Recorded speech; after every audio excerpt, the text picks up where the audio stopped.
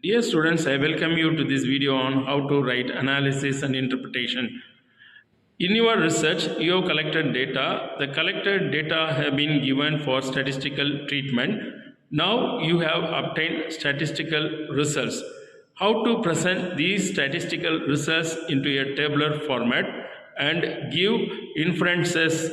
This is your main question now. So in this chapter, you will present your statistical results in a tabular format and give inferences.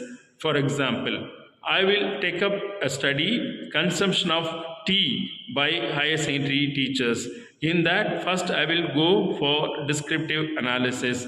In descriptive analysis, my hypothesis will be consumption of tea by higher secondary teachers is average. In that, I have collected data how much tea is consumed by higher secondary teachers. Now I have worked out percentages for that. Then my percentage, mean, median, mode, standard deviation, etc. have been found out. These have to be presented in a tabular format. And for example, in my study, let us assume that I have got a finding that 75% of teachers are consuming tea. So this I will present it in a tabular format.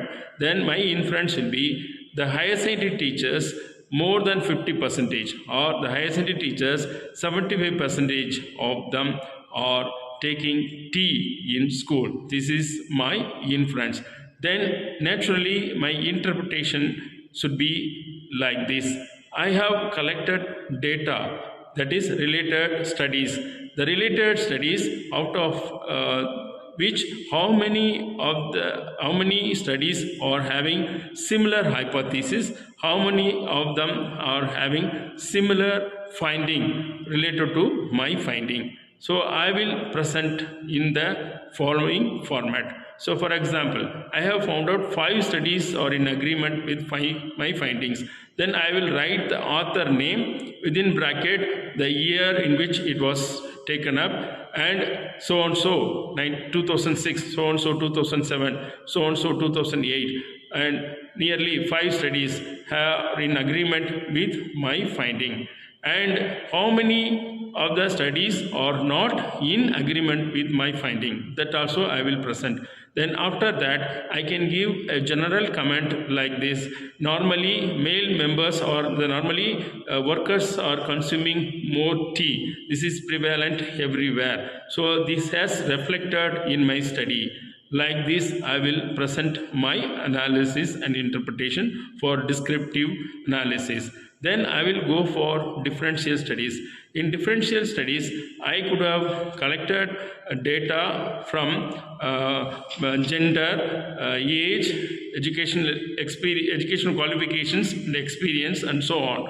So in that, I will take up a gender for this video. For example, I will frame a hypothesis, null hypothesis like this. There is no significant difference between higher secondary teachers in consuming tea in terms of gender. This is my hypothesis.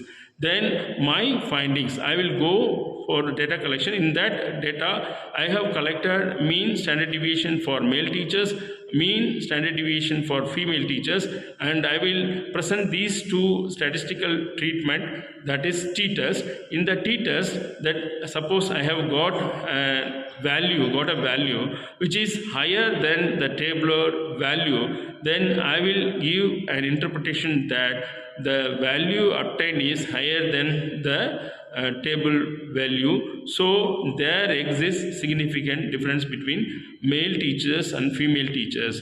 The hypothesis stated as there is no significant difference among higher secondary teachers in terms of gender has been rejected because there is a significant difference. After presenting this inference, then I will go for the mean value of male teachers and female teachers. Suppose the mean value of male teachers is higher than the female teachers, then I will say that the male teachers are consuming more tea than female teachers. This is my interpretation. The same way, in reverse, suppose there is no significant difference because the obtained value is lesser than the tabular value, then we will come to a conclusion that there exists no significant difference between male teachers and female teachers. The hypothesis stated as there is no significant difference among higher secondary teachers in consuming tea in terms of gender is accepted because there is no significant difference. It means that both are equal in consuming tea. This is the inference we can get. Then, as usual, we can quote the studies or the findings from related studies which are in agreement with our finding, the studies which are not in agreement with our finding. So, in this way, if you present your analysis and interpretation, it will give a comprehensive look. I hope you could have enjoyed this video. We will meet again on another video. Till then, it is bye from Professor Ramakrishnan.